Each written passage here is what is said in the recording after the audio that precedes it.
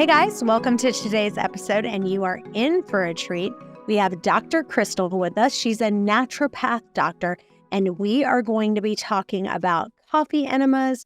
We're going to be talking about how to banish the bloat, and we're going to talk about the root cause of all health issues, which start in the gut. So Dr. Christal, welcome. Thank you. I'm excited. It's going to be fun.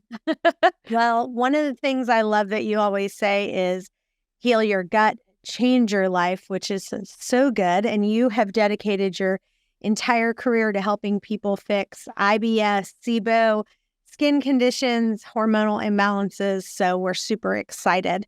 But first, I want to talk a little bit about coffee enemas. So I know you're a big fan of coffee enemas.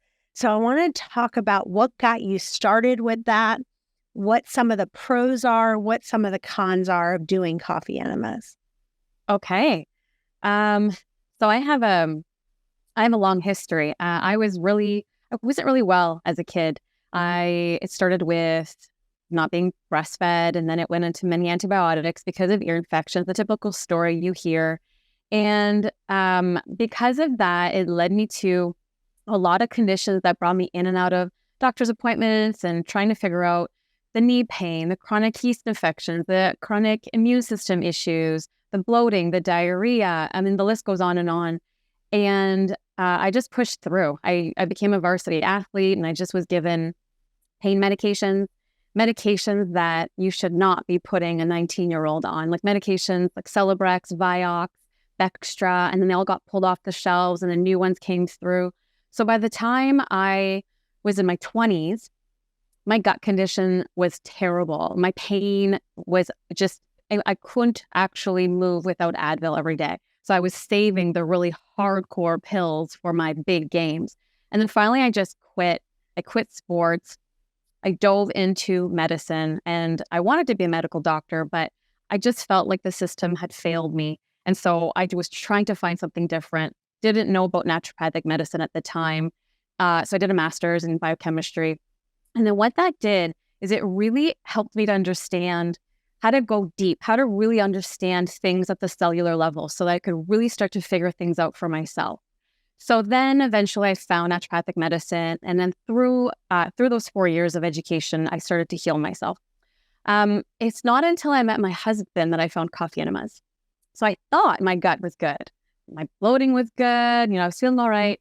I had my first son, and I was doing really well. And within, I think it was about 5 months, we decided to go on a vacation.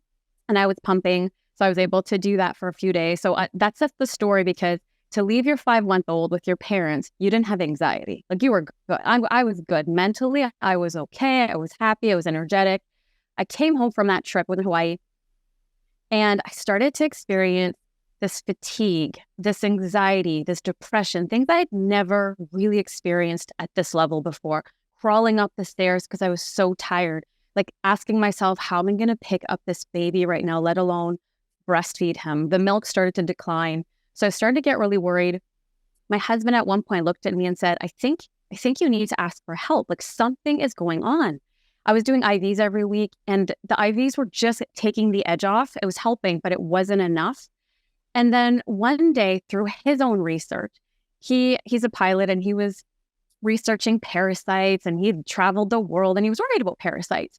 And in my training, parasites were mentioned, but they weren't something we really learned about in school. It wasn't something that we dove into. So when he mentioned parasites, my brain went to, you go do that weird stuff that you're going to do with parasites. And I just sort of dismissed him. So then one day he comes home with this enema and this kid, and he's doing an enema. And then he calls me. And what do I see? I see a tapeworm. I see about 3 feet of a tapeworm. So when I saw that, I realized here's this healthy-ish guy, and a tapeworm came out of him. I better do one, and I'll see if I have one. Mind you, he was on a parasite protocol at the time. I wasn't. I did the enema, and I did one every day, and every single day, 2 to 3 feet of this tapeworm came out of me too. And that's just what we measured. Bless that man's heart. He took that out and measured it for me, but that's just what I measured. So that was my first introduction to coffee enemas. I'd never really known about it. It wasn't talked about. This was probably 8 years ago. And all my friends thought it was weird. My colleagues were not jumping on board.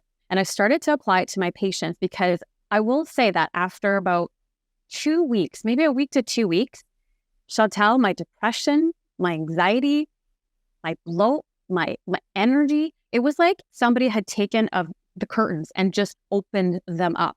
And I went, I can't believe how I feel. And this is just 3 enema because I stopped after the 3rd one. I just gotten a little bit, I needed a break. You could tell, we'll talk about that. You can tell you're done. You need a break from an enema when your body just goes, nah, I'm done. So I took a break and then still was experiencing the benefits. So I started to apply this with my patients. And one story that always just inspires me and continues allowing me to really promote these is I had this patient who was bipolar. She actually wasn't coming to help. She wasn't asking me for help with her bipolar. It was for her gut. And we started to do enemas. And she said about 1 week of doing the enemas, her depressive phase had gone away. Her depressive phase had gone away. She was only in ever her manic phase. And she said, I'm not sure if that's just coincidence. I'm just going to wait this out. Sure enough, 2 months later, 3 months later, she never gets these symptoms again. She weans off of her medication and she's a completely new woman about 4 months after. And so how drastic of a reaction it was for her was a kind of a blow to the face. Like, how many people are walking around with all of these mental health issues? And I'm not saying everybody has tapeworm and that's the cause of mental health issues. I'm saying, but how many might be walking around, not just with gut issues with regards to, needing more probiotics. Sometimes it's as simple as that, yes. But there's others that have tried everything. They've tried the probiotics. They've tried the fermented foods. They've tried the castor oil packs. They've tried taking antimicrobial herbs. And they've tried. And it doesn't seem to just take them to that place that they're looking for. And I've found coffee enemas to be that catalyst. It is a game changer if that is what is going on for you. And there's so many reasons for that we can get into. But that's exactly why I got into it. Wow. Yeah. So let me ask you, as far as, a lot of people listening on this call, they've tried probiotics, fermented food, avoiding food sensitivities, fasting, vitamin injections, glutamine, they've tried all of these things and they're just not getting better. So with that, let's talk about on a scale of 1 to 10, I know you've got obviously so many protocols. If you had to say with the coffee enemas, as far as okay, the first, the most important thing is this, then this, then this, where does coffee enemas fit into that? That's a great question because I actually try to experiment with that. And I have found that you should not start with a coffee enema. You might get lucky. Somebody might argue with me and say, no, I didn't. I feel great. You might get lucky. And by lucky, I mean, you may not have this complicated system with different infections in your body that we have to address first. So yeah, you might get lucky. Coffee enemas might just do the trick. But I've found most people, and remember, most people who come to me are pretty sick. They already have tried everything. So people like this, we need to start with making sure that the system is properly functioning. So we've talked about, low stomach acid, gallbladder function, kidney elimination. By not addressing your body and its organs and making sure that is properly functioning and identifying where the issues might reside, then you might end up with a dump of toxins in the colon after you do an enema and not have the ability to, through your other organs of elimination, to assist you, to help you with that elimination. So we can't just rely on the coffee enema. So I usually take people through that phase first. It's not a long phase. Maybe it's a couple weeks to 4 weeks. And then after that phase, I take them through a diet that really restricts foods that these infections feed on. And that's a whole other thing we can get into maybe at another date. But this diet just helps with starving them. It doesn't kill them. It's not the point of this treatment. It's just to remove the food source at a small scale. And then we go into the antimicrobial herbs because we want to really stress them. We want to create an environment that is not conducive to their reproduction.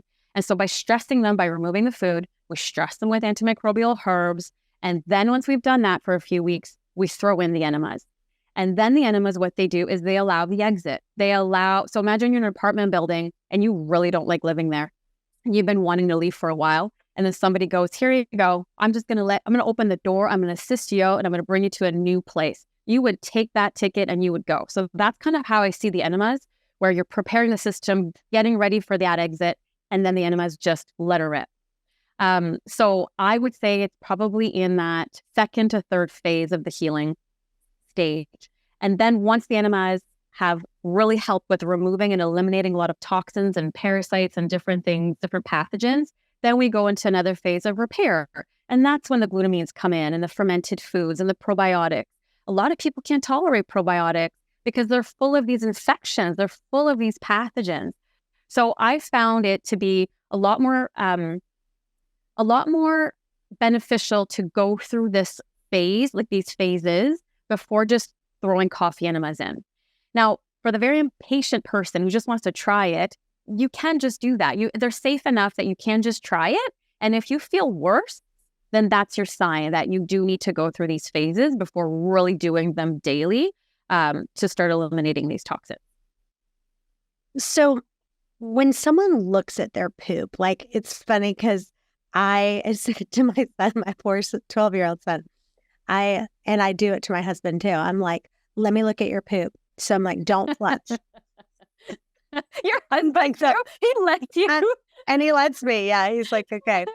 So, different times you see different things, like maybe particles in the poop where it's, you see undigested food particles there. Yeah. So first of all, let's just back up for a second. So give some examples of when someone should be concerned when they're looking at their poop. So what is that? Here's an ideal poop. Here's some different things. If you've got this, then you might have SIBO. Or if your poop looks like this, it might be something else. Okay. So let's start with describing what a normal poop looks like first. So I like to describe it as a banana. Let's say you peeled this banana. It's solid. It does not have to be that S shape that Dr. Oz always talked about. Most people don't actually get the S shape. So as long as it's one solid piece or a couple solid pieces, and it's soft like a banana, not harder, not softer. And then it should sink. It shouldn't float. If it starts to float, you're looking at extra fat that's not being properly broken down, which to me is an indication that you will likely need a coffee enema. And we'll talk about the connection between coffee enemas and bile acid in that piece. So it should not float. It should sink. There shouldn't be any oil on the water. There shouldn't be any undigested food. There shouldn't be any streaks on the toilet bowl where we call the marks. We call that sticky stool. It shouldn't take that long to wipe. 1 or 2 wipes. It's a clean exit. So if somebody, let's say somebody is they say a hyper wiper, they just have to keep wiping and wiping and wiping and it's sticky. What does that mean that they probably have? That likely means undigested fat. So they likely have more fat in the stool, which is not being properly broken down by the bile acid, which is made by the liver and released by the gallbladder, which is where the coffee enemas come in. On top of that, there's also mucus that we see in the stool, like phlegm, mucus, that kind of sludgy look. That tells me you have an infection. Mucus essentially is biofilm. So imagine you've not brushed your teeth for a few days and you start to feel that film on your teeth. I see you wiping your teeth. Why did I brush my teeth today? So that biofilm is a sign that you have accumulated bacteria, right? Because you didn't brush your teeth. So now the bacteria gets clumped together and it builds and it makes that biofilm. Biofilm is what blocks. A lot of people who have stubborn gut issues, it's biofilm that blocks the herbs, the antiparasitics, the antibiotics, whatever you're trying to take. It blocks the penetration of those herbs, of those medications, to get to the actual pathogen you're trying to address. And that's the point. So then if you have mucus and then you're trying to take these herbs, but that mucus is blocking it, then what do? You got to get rid of the biofilm. Well, coffee enemas, but I would also, and this is why I say it's not just coffee enemas. You want to take some biofilm disruptors. So there are some great ones. One of my favorite ones is NAC. It's a phase 1 biofilm disruptor, and acetylcysteine. Many people are familiar with it because of everything that happened with COVID. It's a mucus breaker. That's why it was so useful in COVID or any upper respiratory tract infections, because of its ability to break up mucus and phlegm, biofilm. So NAC is really good.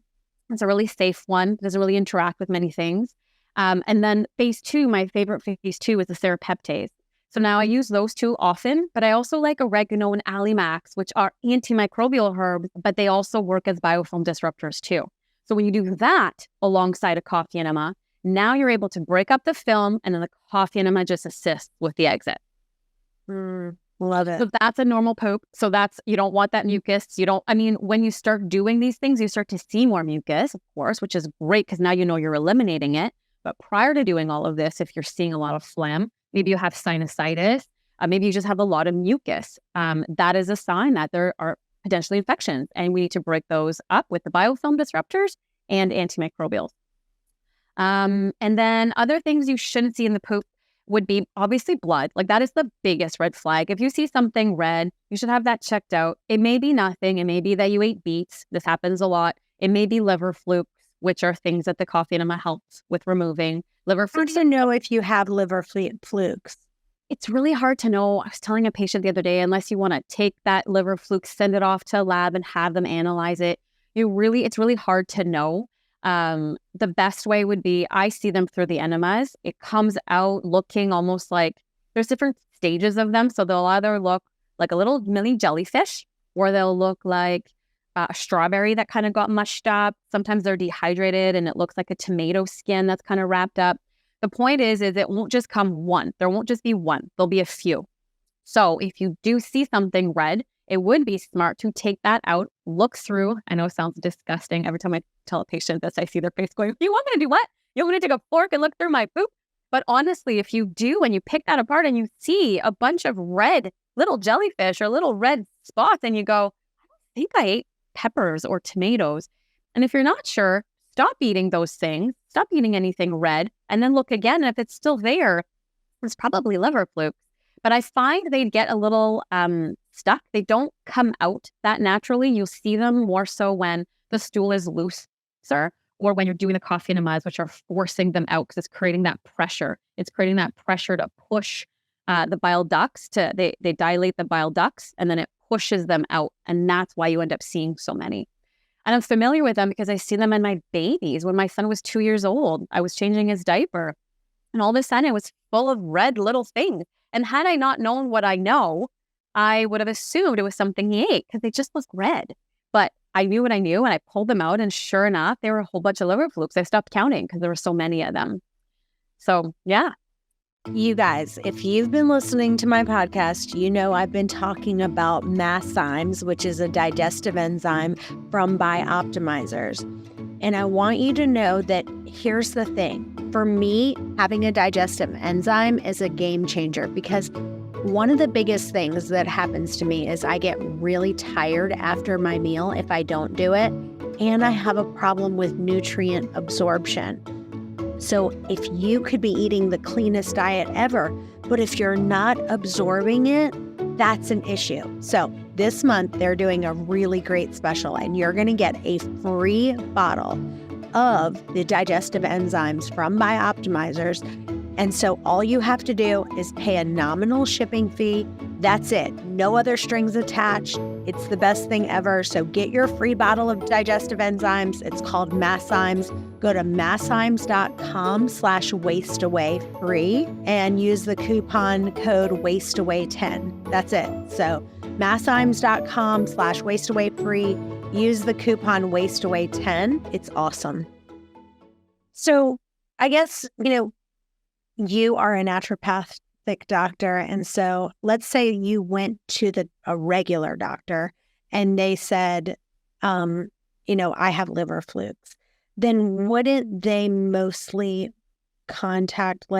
wouldn't they do some kind of antibiotic for something like that, or a short course of some kind of some kind of steroids or something? Or what would the medical department do, and what would a naturopathic doctor do?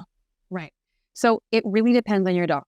I have a funny story, and it's not anything against my doctor, but it's to show the lack of awareness of their knowledge on parasites. So when my tapeworm came out, a tapeworm, it literally looked like toilet paper, and I had pictures of it, and I came with the pictures, and I said I'd like an antiparasitic. I'd like something for tapeworm, like ivermectin or something.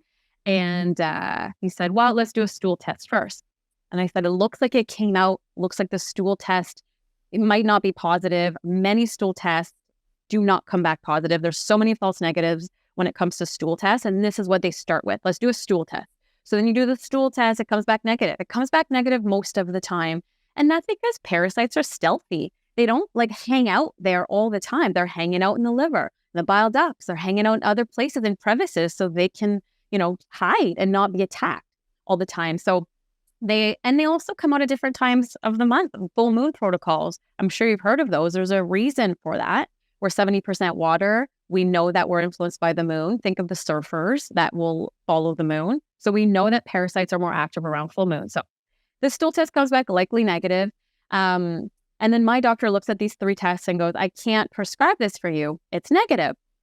And I go, but look at these pictures. Like it's right here. And he goes, I don't mean to offend, but did you potentially eat toilet paper? And my husband and I just looked at each other. And then at first I went, oh, maybe he's joking. And I chuckled and he straight face. And I went, you're serious? Like, you think I ate toilet paper? And I went, first of all, just let's look at the science. That toilet paper would not have made itself through and still stayed intact. Let's just start with that. Let's pretend I actually ate toilet paper. So he still couldn't get on board with the fact that I might have had a tapeworm because we're in a developed country. We're not living in third world countries that you have more susceptibility to these parasites. And that's the lie that we're protected here. And only the ones that travel get these parasites, but they're prevalent everywhere. So to answer your question, depends on the doctor. So that particular doctor, no. Some doctors, yes, they'll say, it won't hurt. Let's just go with an antiparasitic, not an antibiotic. An antibiotic will address only bacterial infections. So it'll be an antiparasitic like an ivermectin. There are some specific ones for liver flukes that exist, but ivermectin is very broad spectrum. So that one there tends to address a lot. So usually a doctor who has an understanding of that will just, why not try the ivermectin? It's not going to hurt you. And then a naturopathic doctor, we can't prescribe antiparasitics like that, like ivermectin. We'll prescribe things like oregano, garlic. And so it really depends on the naturopath. For myself, I'm very aggressive. I don't just prescribe 2 pills of garlic. We're taking 6 to 8 to 12 pills of garlic. We are attacking this. And that's the Alimac, right? I love Alimax, yeah. But I mean, there's other garlics too. I just like the allicin. I don't want to give people the whole clove because if you also have SIBO, which is small intestinal bacterial overgrowth, and you have a parasite, you likely have SIBO too. They kind of come hand in hand. And so if you've got SIBO, you're going to react to garlic. A lot of people who have SIBO say, I can't digest garlic, can't digest onions, apples kill me. So I don't want to give a whole clove, which is why I give the allicin, which is in the Alimax. It's just the extract of the garlic. So then there's natural things too. Like a tapeworm protocol could be eating pumpkin seeds. You eat like a half a cup of pumpkin seeds to 3/4 cup of pumpkin seeds. You take a laxative 2 hours later, and the pumpkin seeds are supposed to stun the tapeworm, and out it goes. Now, do I do that protocol? I don't do that often. I'm not sure how well that works. I really like the enemas and I like the antimicrobials, but there's people that swear by that protocol. There's people who use diatomaceous earth. There's people that use all kinds of different things, and I'm not against any of them. It's really what works for you at that time, alongside biofilm disruptors, drainage supports, all kinds of things to assist with what we're doing. What are some of the best drainage support?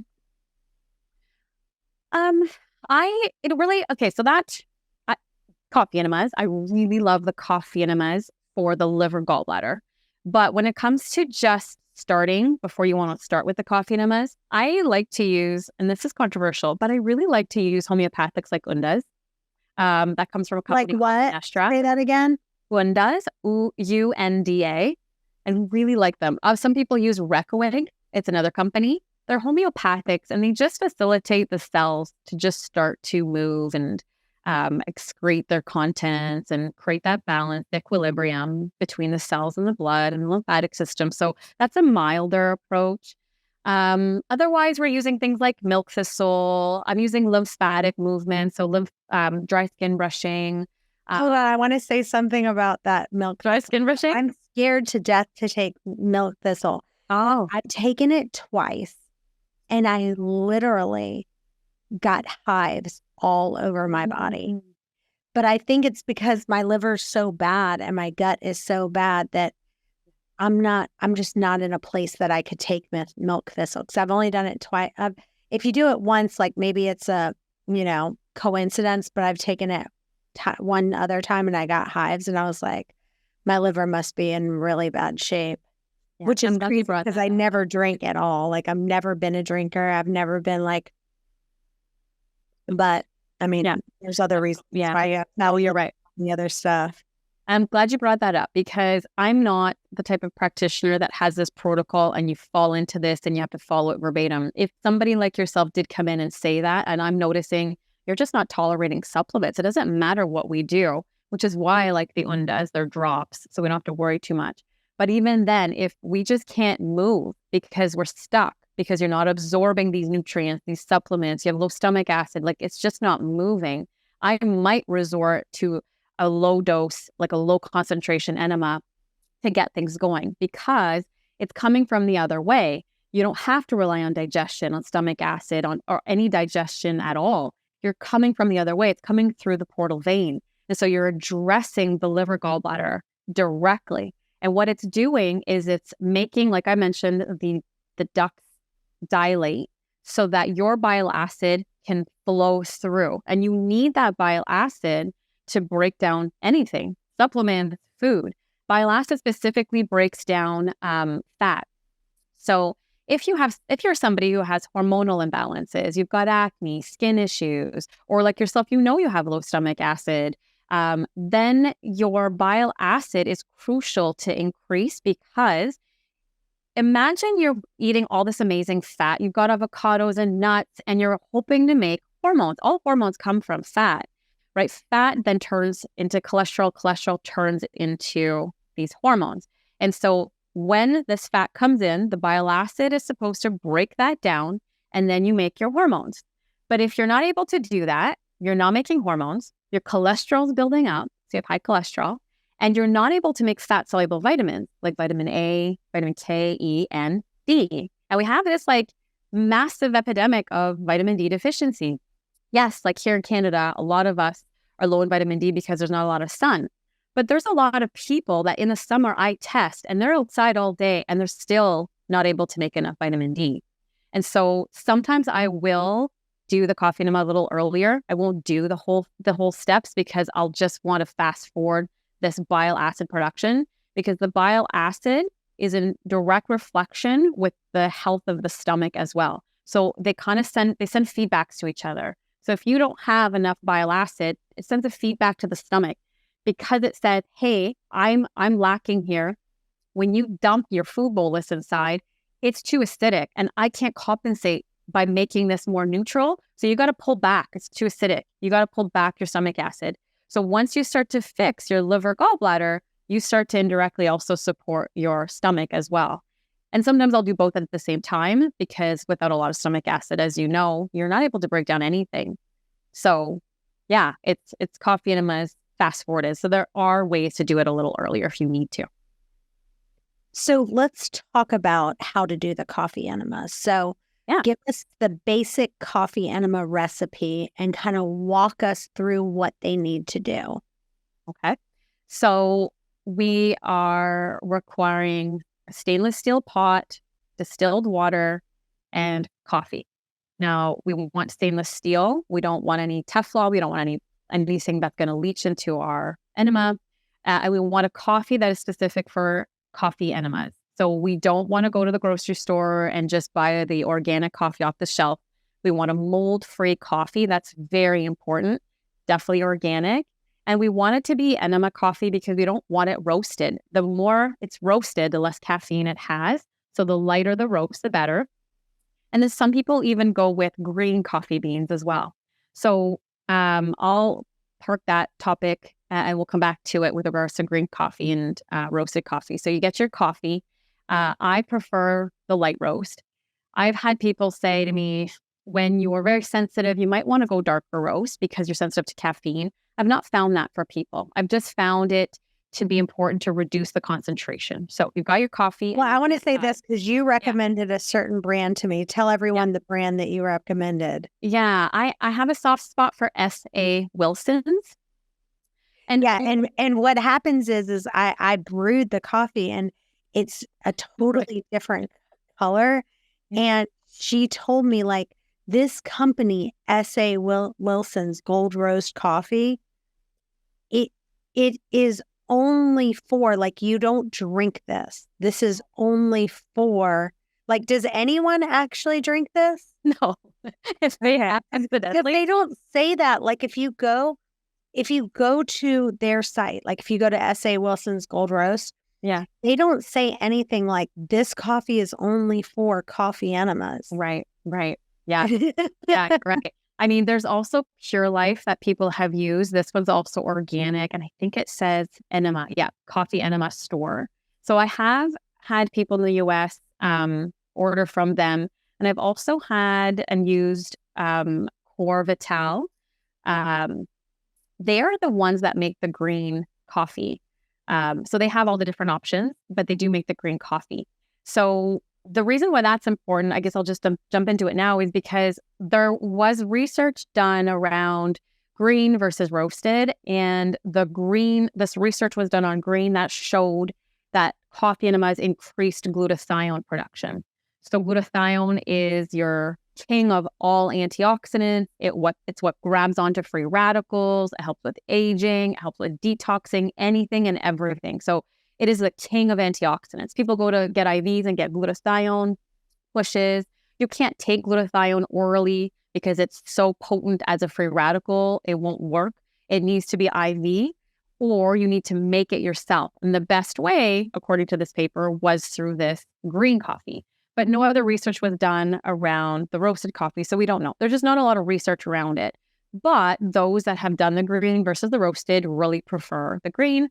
However, I have a soft spot for S.A. Wilson's because it was the first one I had ever tried, the one I used for myself. And then I did it for a few years until I started to dabble in others. And then when I did, I found people were not getting the same things in the toilet that they were getting with the S.A. Wilson's. And then I've come to realize after was because it was the lighter roast. So it is higher in caffeine, palmitic acid, and it's just for enemas, versus when you roast, you remove a lot of antioxidants. You remove a lot of these nutrients from the coffee. So that's my preference. So we've got the coffee and we've got our distilled water, our pot. So you're going to decide how potent you want it. And that's what I meant by, it doesn't matter if you get the lower caffeine one, just lower your concentration of the light roast if you want lower caffeine. So you can do between a half of a tablespoon to 3 tablespoons. Nobody really goes past 3 tablespoons. It's not necessary. It's quite enough. So for each batch, you're making a liter because you want to insert a liter inside of you. So you're going to boil your water with, let's pretend it's the max dose. So we'll say 3 tablespoons of coffee. Now, after that's done boiling, you're boiling that for about 5 minutes. You're letting it cool for about 12 to 18 minutes, or not cool, sorry, simmer. So you're boiling it for 5, then you're letting it simmer for about, we'll say 15 minutes. And then once it's done simmering, you turn it off and then you let it cool.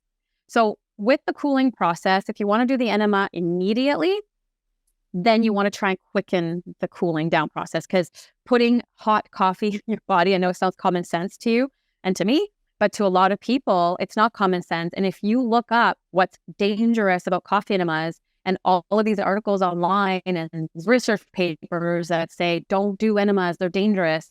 A lot of these people inserted hot coffee and created burns and got colitis. So it seems common sense to us, but not necessarily to everybody. So that's where, when you're reading about coffee enemas, really read it properly, because if it's done safely and you're doing it with a practitioner and you're following the instructions, there's really nothing dangerous about them. Now, mind you, there are contraindications, and I'll get to that in a minute. But if you're a healthy-ish person, then they should be fine.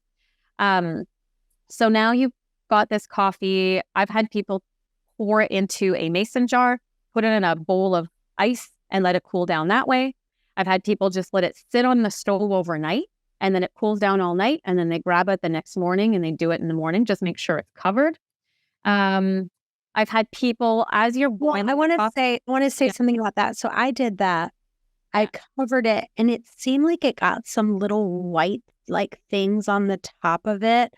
So I was concerned. I let it sit for like 24 hours or so out. And then I was thinking, maybe I shouldn't use this because it was getting something kind of sitting on top of it, because then I'm just going to add hot water. So would you say you just put it in the refrigerator make sure you put it in the refrigerator? That's how I've always done it. I've never done it that way, but I've had people say they've done it that way and they've never mentioned that. So I wonder what that's about. I wonder if it's the palmitic acid. We have to do. Unfortunately, we have run out of time, but we are going to make this a part 1 and a part 2.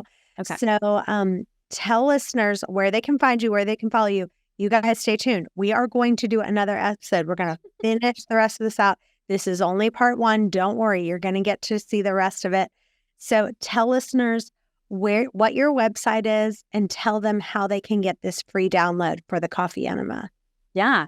So you can go to my website. It's drcrystalnd.com. So it's DR, and then Christal is spelled CHRISTAL.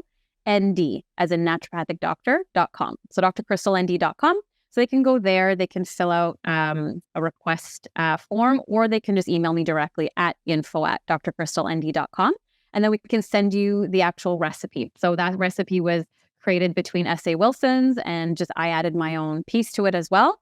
And it's a great way to get started. But I would always say, if you're going to start an enema, just make sure you have somebody following you, a practitioner, a medical doctor, naturopathic doctor, somebody who knows what they're doing, so that they can guide you to do it properly and know how to interpret the results and to troubleshoot if you get in trouble or get into some areas where you're feeling extra tired from the enema. These are things that are normal but can be prevented.